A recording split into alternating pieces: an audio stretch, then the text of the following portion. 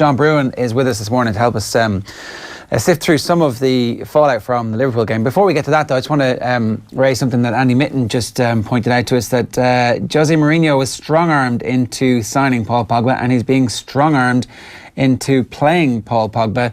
This is the type of information that comes out, John, in some kind of last desperate attempt by Mourinho to retain power and credibility at Manchester United. If he can actually force Pogba out, then maybe he gets another season.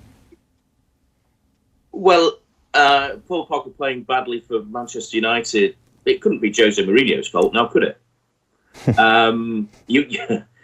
Yes, I mean, I suppose at the outset you pay 89 million, 90 million or whatever, you would expect the player and the manager to get on, but it always looked a slightly uneasy type of relationship from the start.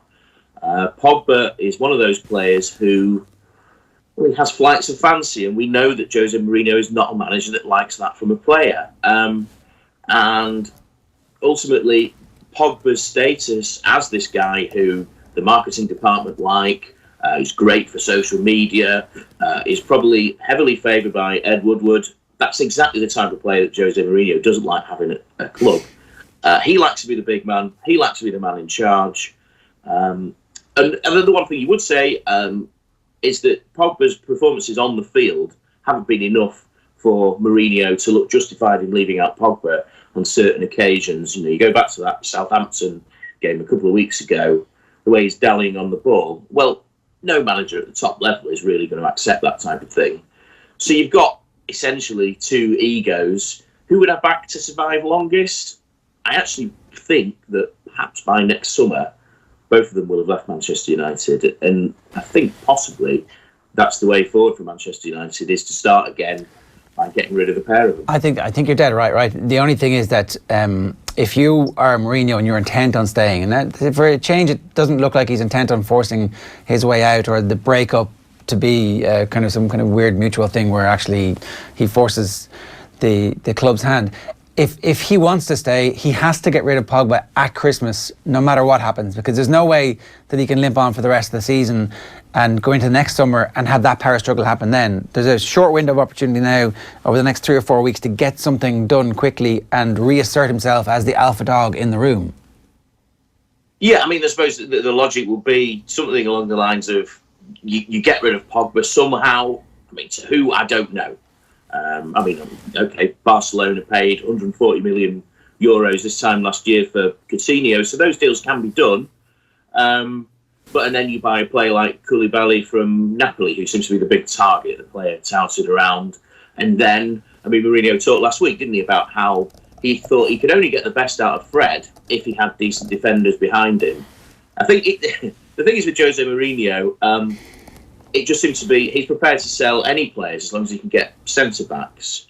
There's a certain point in managers' careers when they start fixating on certain players and just sign centre-backs. Imagine Howard Wilkinson back at... Howard Wilkinson at Leeds United towards the end of his time there just bought centre-back after centre-back and played them across the team. Sam Allardyce used to do it as well at Bolton. Maybe centre-backs are the one player that managers think they can rely on. And I think Jose Mourinho is at that sort of end game point of his career. Jose Mourinho loves the fact that he's just been compared to both Howard Wilkinson and Sam Allardyce in the same 5 seconds. Good man, John. Let's talk a little bit about the Liverpool performance last night, because with about 85, 86 minutes on the clock, I was thinking, this has all the hallmarks of a smash and grab from Napoli, where chance after chance after chance after chance after chance in a brilliant performance by Liverpool have been squandered. And how many times do you get the opportunity to kill somebody before they rise up and go, hang on a second, I'm still alive? Yeah, it's one of those things where we could have been talking about how Sadio Mane is the person, will be completely... it could almost ruin his season. The way that he missed so many chances. He actually did miss one straight after the chance that Napoli almost scored as well. It just wasn't his night. But one of those nights where Liverpool were much the better team, but panicked because of the amount of missed chances that they failed to put away. And what we come down to, of course, is that save from Milik, from Alisson. And I think the thing is, go back 12 months, go back 6 months even. Who would be in that goal? Simon Mignolet, Loris Karius, worth. I mean, Jurgen Klopp spoke afterwards and said, he's probably worth double the money they paid, £70 million for Alisson. And I think the money that Liverpool get for going through to the second round or into the knockout rounds is actually around what they pay for Alisson. So worth his weight in gold. I think you actually look at the formation, the team selection that Klopp had there. The midfield was Milner, Henderson, Wijnaldum. And actually, that was one of those things where you thought, actually, Klopp thinks his strongest team is that team from last season, the team that got them to the Champions League final. What's happened to Shaqiri? What's happened to Fabinho? Keita's not around. You're beginning to think about, last summer's transfer dealing perhaps weren't as good as we thought they were at the time. But actually, the player that saved them, that took them into the next round, was one of those players, Alisson. So the summer has been successful for Liverpool. And, in the time between then and February, maybe Keita, maybe Fabinho can begin to make the mark on Liverpool. Yeah, I think as well that it's a team who has seen the full impact that Virgil van Dijk can have. Yeah. That, obviously he was there, but betting in, and people weren't quite yet fully attuned to just how amazing he has become. And I guess he's become a much better player over the last year as well. Yes, the thing is, when they signed him from Southampton, he'd spent quite a lot of time out injured, and his performances for Southampton had not been fantastic. Obviously, he's a player who's distracted, but it's only, 2-3 years ago that he was playing for Celtic in the Europa League and so on, and people were saying, well, is he good enough? Is it just that he's playing in a league where he's able to stroll around and, in Scotland, he looked way above the class required to play up there.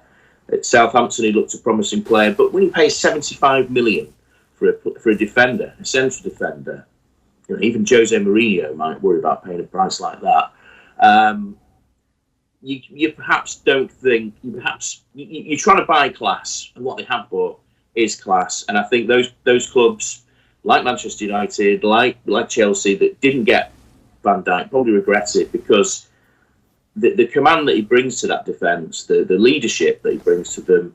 I think only in the last few years, Vincent Kompany at his best at City has actually managed to produce. Great signing, and he's one of the reasons why Liverpool look a decent bet for both the Champions League and the Premier League.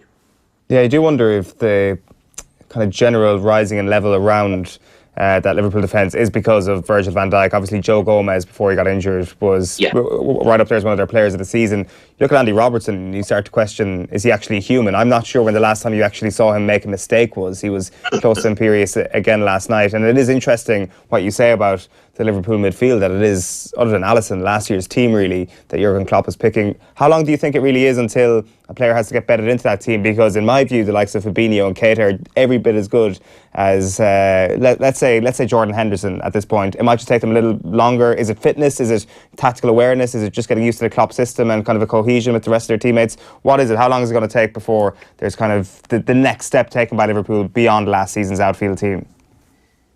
Well, I think Henderson's one of those players who is maligned. There's something about him that people... He isn't the very top grade player, but he's a decent player. He has distribution. He also has leadership. No one really works harder for the team. And he's one of those players that maybe you take out of a team that they're not as good as some of their parts. I think the thing is, if we take the players individually, Shaqiri's done okay when he's been dropped into midfield in the Premier League in some of their, let's call them, more minor fixtures. Keita has had a few injuries. Now, remember, they waited a year to sign him, and you thought he would hit the ground running and then energise that Liverpool midfield, which at times, perhaps in the Premier League, looked a little pedestrian. But I think there's more to come from him, certainly. I think I was chatting to someone who would know about Liverpool just last week, actually, and I think the feeling appears to be that Fabinho maybe is perhaps a little bit slower than they expected.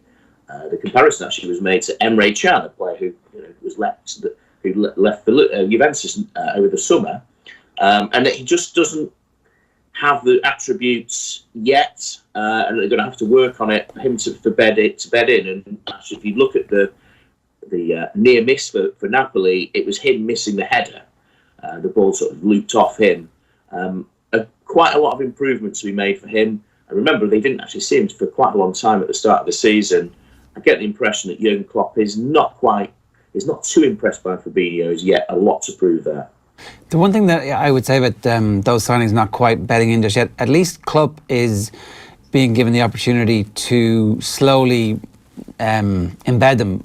It's a team who's winning at the moment, whereas if the team had some kind of collapse early in the season, then there would be massive outcry about the fact that these transfers have not been instant successes. And we just know from a long-term view over football that it does take certain players different amounts of time, particularly when there's a specific style of play that a manager like Klopp employs. So it kind of looks like good management at this point.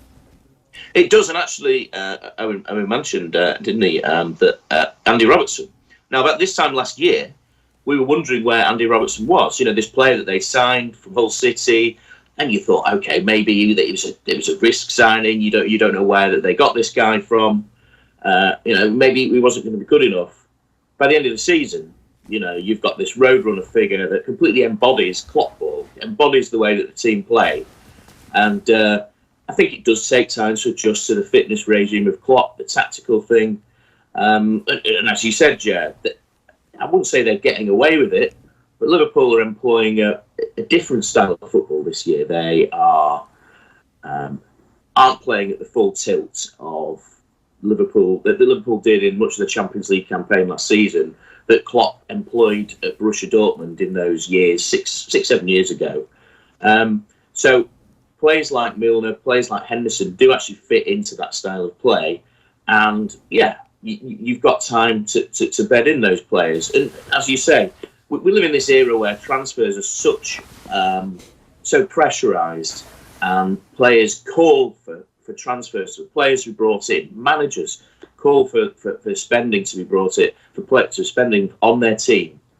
And then the problem is that when these players actually get on the field, there's rarely such a thing as an instant fix. Even Mohamed Salah, the goal scorer last night, he took such a fair amount to bed in last season until going on to have what we thought was going to be the season of his life. Though it now looks as though he could be that good this season, doesn't it? Yeah, that would be a good outcome for Liverpool and Liverpool fans. John, great stuff. Thanks for joining us this morning. Cheers.